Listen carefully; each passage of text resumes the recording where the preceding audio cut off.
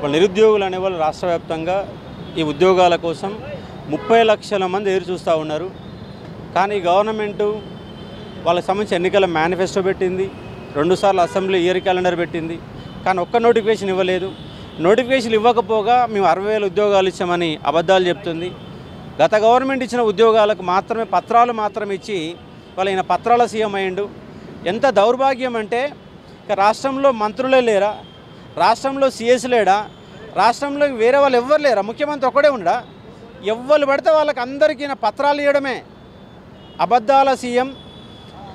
ఒకటే నేను చెప్పదలుచుకుంది ఏంటంటే ఈ రేవంత్ రెడ్డి వల్ల రాష్ట్రానికి ఎలాంటి ప్రయోజనం లేదు. ఈయనతో ఏమీ కాదు. ఈ 2 ఏళ్ల కాలంలో వీళ్ళు చేసిన అభివృద్ధి ప్రాజెక్టు ఒక్కటి కూడా లేదు. నిరుద్యోగులను మోసం చేసిండు, రైతులను మోసం చేసిర్రు. ఇవాళ ఇంతవరకు కొనుగోలు కేంద్రాలు ఏర్పాటు కాలేదు, ఏది కాలేదు. రాష్ట్రంలో అన్ని సమస్యలు అట్లే ఉన్నాయి. ముఖ్యంగా మా నిరుద్యోగులు మాత్రం తీవ్రమైన అన్యాయం చేస్తుండు. చివరికి ఎంత అంటే డిప్యూటీ సర్వేయర్లకు వాళ్ళకు ఉద్యోగాలు ఇవ్వలేదు.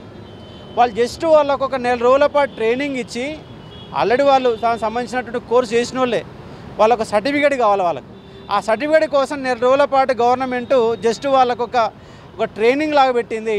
ఇక చివరికి వాళ్ళకు కూడా నియామక పత్రాలు వదిలిపెట్టకుండా, అది కూడా ఒక సీఎం స్థాయికి. మరి సీఎంకు సిగ్గుండాలి. అసలు ఈ రాష్ట్రానికి ముఖ్యమంత్రినా ఈయనమన్న సాధారణ ఎమ్మెల్యే కంటే కూడా దిగజారిపోయి ఇలా పత్రాలు ఇస్తున్నాడు. రాష్ట్రంలో వేరే మంత్రులే లేడా అని ఒక్కడే ముఖ్యమంత్రి ఒకటే ఉండవా, డిప్యూటీ సీఎం ఉన్నాడు, ఆయన కూడా పత్రాలు ఇవ్వచ్చు. ఏ శాఖ ఇలా పొంగులేటి శ్రీనివాసరెడ్డి ఉన్నాడు, డిప్యూటీ సర్వేలు ఆయన సంబంధించి రెవెన్యూ శాఖ మంత్రి. రెవెన్యూ శాఖ మంత్రికి వెళ్ళి పత్రాలు ఇస్తే అయిపోతుంది కదా. దాన్ని కూడా సీఎం అంటే సీఎంకి ఏం పని పాడలేదు రాష్ట్రంలో, ఎందుకంటే ఆయన పరిపాలన రావడం లేదు కాబట్టి. పరిపాలన వస్తే చాలా సమీక్షలు, చాలా వ్యవస్థ చాలా ఉంటుంది, ఆయన తీరిక లేకుండా ఉంటాడు. కానీ ఈయనకు ఏం పని లేదు. పని లేకుండా కేవలం పత్రాలు ఇవ్వడం కోసమే ఈయన పత్రాలు పట్టుకొని రాష్ట్రం మొత్తం తిరుగుతున్నట్టు కనబడతా ఉంది. జూబ్లీహిల్స్ నియోజకవర్గంలో మీరు ప్రత్యేకంగా చెప్పే ఇవేనా, లేకపోతే అంటే ఉద్యోగాల విషయం మీద మాట్లాడుతూ ఉన్నారు, లేదా 6 గ్యారెంటీల గురించి కూడా మీరు గుర్తు చేస్తూ ఉన్నారు ప్రజలకి? అంటే ఈ ప్రభుత్వం ఏమి చేస్తలేని చెప్పాలనుకుంటున్నాం. ఎందుకంటే వీళ్ళు ఇచ్చిన ఒకే ఒక పథకం రాష్ట్ర వ్యాప్తంగా ఇవాళ పర్ఫెక్ట్గా అమలవుతున్న పథకం ఏంటంటే ఫ్రీ బస్ ఒకటే. ఫ్రీ బస్సు వాళ్ళు ఇప్పటికి 1,000 కోట్ల రూపాయలు ఇచ్చారు. అయ్యే 1,000 కోట్ల రూపాయలు ఎడ్యుకేషన్కో, ఇవాళ ఉస్మానియా ఆసుపత్రికో, గాంధీ ఆసుపత్రికో పెట్టుంటే చాలామంది నిరుద్యోగులకు న్యాయం జరిగేది. కానీ అట చేయట్లేరు.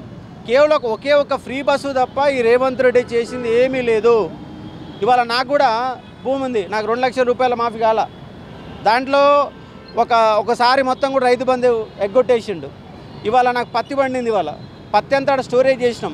ఇప్పటివరకు కొనుగోలు కేంద్రాలు ఏర్పాటు చేయాలి. మరి కొనుగోలు కేంద్రాలు ఏర్పాటు కేంద్రం అని మీరు అనవచ్చు, కానీ కేంద్రం చేత ఏర్పాటు చేయించాల్సిన బాధ్యత కూడా ప్రభుత్వానిదే. ఇట్లా నిరుద్యోగులకు సంబంధించిన 2 లక్షల ఉద్యోగాలు ఉన్నాయి.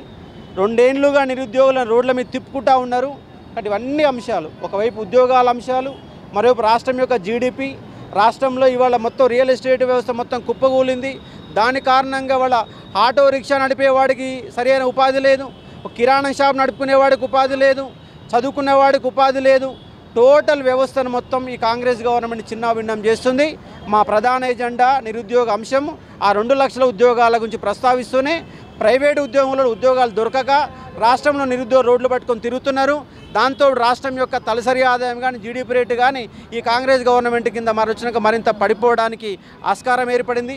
వీళ్ళు ఏం పరిపాలన చేయడం రావడం లేదు. ఇలాంటి కాంగ్రెస్ గవర్నమెంట్ వల్ల ప్రభుత్వానికి ఎలాంటి లాభం లేదన్న అంశాన్ని మేము ఇంటింటి తిరిగి ప్రచారం చేస్తాము. ప్రధానంగా జూబ్లీహిల్స్ని ఎంచుకోవడానికి కారణం ఏంటి? ఎందుకంటే జూబ్లీహిల్స్ నియోజకవర్గంలో ఎక్కడా కూడా నిరుద్యోగులు లేరు. సో ఎందుకు జూబ్లీహిల్స్ నియోజకవర్గాన్ని ఎంచుకున్నారు? ఎందుకంటే ఇప్పుడు అదే ఉప ఎన్నిక ఉన్నది, అదొకటే కదా. రాష్ట్రంలో ఇప్పుడు కరీంనగర్లో ఒక ఉప ఎన్నిక ఉందంటే కరీంనగర్ పోతున్నాం, నల్గొండలో ఉప ఎన్నిక నల్గొండ పోతాం, ఉన్నదాళ్ళు ఇది ఒకటే కదా. కాబట్టి ఈ ఉప ఎన్నికను ఎన్నుకున్నాం. ఇది అయిపోయినాక స్థానిక సంస్థలు వస్తాయి. ఆ స్థానిక సంస్థలలో మా ప్రభావం ఖచ్చితంగా ఉంటుంది. జూబ్లీహిల్స్ ఎన్నికల్లో మా ప్రభావం ఎంతవరకు ఉంటుందో మేము చెప్పలేము. కానీ సబ్జెక్టు మాత్రం రాష్ట్ర వ్యాప్తంగా తీసుకోవడానికి అవకాశం ఉంటుంది. ఇవాళ సోషల్ మీడియా ఉంది, మీలాంటి సోషల్ మీడియా ఉంది కాబట్టి ఇవాళ ఆ నిరుద్యోగ సమస్య కానీ ఏ సమస్య కానీ జనం మధ్య ఇవ్వడానికి అవకాశం ఉంది. కాబట్టి జూబ్లీహిల్స్ ఎన్నికల్లో మేము ఓడుతామా గెలుస్తామా మాకు ఎన్ని ఓట్లు వస్తామా అనేది ప్రధాన కాదు. మా సమస్య ఏంటి? రాష్ట్ర వ్యాప్తంగా ఈ దిక్కుమాలిన గవర్నమెంట్ వల్ల, ఈ రేవంత్ రెడ్డి సర్కారు వల్ల ఏమీ లాభం లేదు. ప్రజల్లారా ఒకసారి ఆలోచన చెయ్యండి. కాబట్టి ఖచ్చితంగా కాంగ్రెస్ పార్టీకి వ్యతిరేకంగా ఈ ప్రజలు ఆలోచన చేయాల్సిన అవసరం ఉందని, ఈ జూబ్లీహిల్స్ ఎన్నికలు కాంగ్రెస్ కనుక ఓడిపోతే కొద్దినన్న ఒళ్ళు జాగ్రత్త పెట్టుకొని పరిపాలన చేయడానికి అవకాశం ఏర్పడుతుంది. దీనివల్ల ఏం కాదన్న అంశం సబ్జెక్టు పోవడానికి అవకాశం ఉంటుంది కాబట్టి జూబ్లీహిల్స్ ఎన్నికల్ని ఎజెండా చేసుకుంటున్నాం. మా నిరుద్యోగుల తరపున ప్రధానంగా ఒక నిరుద్యోగి, ఒక ముస్లిం నిరుద్యోగి, ఒక అమ్మా నాన్నలు కూడా లేనటువంటి ఒక నిరుద్యోగి, ఇవాళ ఆమె పూట గడవడం కూడా కష్టమైన పరిస్థితులలో యూనివర్సిటీలో ఉండి చదువుకొని మన గురుకులాలలో కూడా 1:2 వరకు వచ్చింది. జేఎల్ కూడా ఇంటర్వ్యూ చేసింది. ఆ టాలెంట్ ఉన్నటువంటి ఒక నిరుద్యోగి అస్మాని మా నిరుద్యోగుల తరపున ముందుగా పెడుతున్నాం. దాంతో ఆమెతో పాటుగా మరికొంతమంది నిరుద్యోగులు కూడా ఎన్నికల్లో పోటీ చేస్తున్నారు. కానీ నిరుద్యోగ సమస్యని ప్రధాన ఎజెండా చేయడం కోసమే అస్మాని నిరుద్యోగుల తరపున మేము నిలబెట్టడం జరిగింది. ఆమె ఎన్నికల్లో పోటీ చేస్తున్న అంశాన్ని ఇక్కడ మీరు గుర్తుపెట్టుకోండి. విరమించుకోవాలని కూడా చాలా ఫోన్ కాల్స్ వచ్చినాయని చెప్పి అస్మా చెప్తా ఉంటారు. ఏం చెప్తారు? ఇక వస్తాయి 10 సారి నామినేషన్ చేసిన 10 సారి ఒత్తిళ్ళు గ్యారంటీ. పోలీసులు ఇబ్బంది పెట్టే ప్రయత్నం చేస్తారు. బట్ ఆమె పోటీ చేసే అభ్యర్థి కాబట్టి ఎవ్వరు ఏం చేయడానికి వీలు కాదు, ఆ ముట్టుకోవడానికి కూడా వీలు కాదు. కాబట్టి మీకు ఖచ్చితంగా నామినేషన్ వేస్తాము. ఎలాంటి ఉపసంహరణలు ఉండవు. పోలీసులు నిర్బంధాలు పెట్టినా కూడా వాడు ఎదుర్కొని ఇప్పటిదాకా ఉద్యమాలు చేసినాం. అట్లా కూడా నిరుద్యోగులు చేస్తాం తప్ప వెనకడిగైతే వేసే పరిస్థితి లేదు. మా అస్మా కానీ ఇంక నిరుద్యోగులు ఎవ్వరు కూడా ఉపసంహరణ అనే కార్యక్రమం అనేది ఉండదు. ఖచ్చితంగా పోటీ చేసి మా సమస్యను మాత్రం జనమ తీసుకోవడానికి ప్రయత్నం చేస్తాం.